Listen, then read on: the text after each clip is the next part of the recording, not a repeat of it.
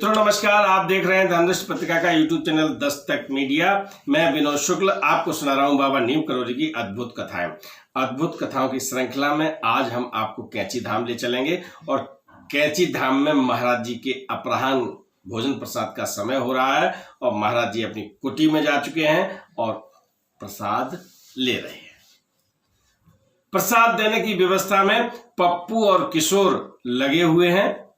दो नाम है, नाम मिले मुझे इसलिए मैं आपको वो नाम बता रहा हूं, दादा की कलम से लिखे हुए हैं पप्पू और किशोर। तो पप्पू और किशोर, मैं अपने मन से नहीं कह रहा लिखे हुए हैं। पप्पू और किशोर महाराज जी का भोजन प्रसाद देके वो भोजन प्रसाद कर रहे हैं और लोगों की व्यवस्था में लगे हुए हैं। और उसी समय एक युवा साधु आते हैं, पप्पू से कहते हैं कि भाई मुझे मिलवा दीजिए। पप्पू और किशोर दोनों लोग ये कहते हैं कि आप बैठ जाइएगा, अभी थोड़ी देर में मिलवाएंगे, महाराज जी भोजन प्रसाद कर रहे हैं। वो साधु बिगड़ने लगता है, उसे ये लगता है कि ये जो बालक इस व्यवस्था में लगे हुए हैं यहां पर, और वो हमसे कह रहे इंतजार कर लीजिएगा। उन्हें अपनी बेइज्जती लगती है, अवमानना लगती है, और हम साधु हैं। जब ऐसी बात होती है तो आप समझिए ऊंची आवाजें शुरू हो जाती हैं। साधु मानता नहीं, साधु कहता मुझे अभी मिलना है, इसी वक्त मिलना है। पप्पू किशोर अपनी बात पर अड़े हैं कि अभी नहीं मिल सकते आप। बात महाराज जी के कानों में पहुंचती है। महाराज जी वहीं से आवाज देते हैं कि साधु को कमरे में बिठाओ, कमरा खोलो। और वो निकलते हैं। जैसे ही महाराज जी पहुंचते हैं कमरे में, साधु महाराज फर्श पे बैठ जाते हैं, महाराज जी तख्त पे बैठ जाते हैं। अब स्थिति देख लीजिएगा। महाराज जी कहते हैं कि अच्छा अब तुम साधु बन गए हो, भूल गए सब कुछ, भूल गए ना। पहले तुम फेल हो गए थे तो घर से भागे, अपनी मां के बक्से को तोड़ के उनकी जेवरात लेकर भागे थे। अब ये जैसे ही उन्होंने कहा, साधु महाराज की तो हालत खराब। महाराज जी आगे कहते हैं, मां बाप को नहीं देखा, मां बाप कितने परेशान हुए और तुम भाग गए, जर्मनी चले गए।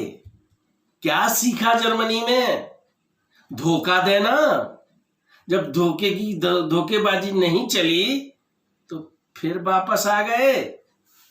और तुझे ये किसने दिए गेरुए वस्त्र? तू साधु कैसे बन गया? साधु ऐसा होता है? वो व्यक्ति बैठा हुआ है और अब उसके मुख में कोई बात नहीं आ रही है, हलक सूखने लगा है। उन्हें क्या मालूम था कि महाराज जी को सब कुछ मालूम है। साधु केवल कभी महाराज जी के चेहरे की तरफ देखता है और कभी नीचे देखता है, कभी चेहरे की तरफ देखता है, कभी नीचे देखता है। और महाराज जी बहुत सारी बातें बता देते हैं। फिर कहते हैं, साधु नहीं बन सकता जब तक तू अपने दिल से अपने को परिवर्तित नहीं करेगा। बच्चों से लड़ने लगा, कैसा है साधु? ये सब बातें जब महाराज जी कर रहे हैं उसकी स्थिति वही हो रही है। और एक तरह से जो और लोग भी कच्छ में आ गए हैं उनके सामने वो अपने को बेइज्जत महसूस कर रहे हैं। पप्पू और किशोर को बुलाया जाता है। महाराज जी कहते हैं, भोजन नहीं किया इसने आज, जाओ भोजन प्रसाद करवाओ इसे। साधु उठता है, भोजन प्रसाद के लिए कच्छ में बैठ जाता है। पप्पू और किशोर बड़े प्यार से उसे भोजन करवाते हैं। भोजन प्रसाद ग्रहण जब कर लेता है तो बड़ी शांति महसूस होती है, और शांति महसूस होने पर फिर वो वापस आता है और महाराज जी के चरणों में साष्टांग होकर अपनी गलतियों के लिए क्षमा मांगता है। महाराज जी उसे साधु गुण अपनाने का आशीर्वाद देते हैं। तो मित्रों, संत जनों के लिए विशेष एपिसोड हो गया, और हम आपसे निवेदन करेंगे इस बात पर कि आप केवल जरूरी नहीं है कि वस्त्र आप कलर पहने तभी आप साधु हैं। आप गृहस्थ रहते हुए भी संत गुण अपना सकते हैं, और जब गुण अपना लेंगे तो आप साधु और संत की श्रेणी में आ जाएंगे। नहीं तो वस्त्रों से कभी साधु नहीं बनते। चलिए अगले प्रसंग के साथ फिर मिलेंगे। राम राम। वीडियो पसंद आए तो लाइक कीजिए, शेयर कीजिए, सब्सक्राइब बटन पर क्लिक करके चैनल को सब्सक्राइब करें और बेल आइकन दबाना बिल्कुल ना भूलें, ताकि हमारे अपडेट वीडियो आपको मिलते रहें।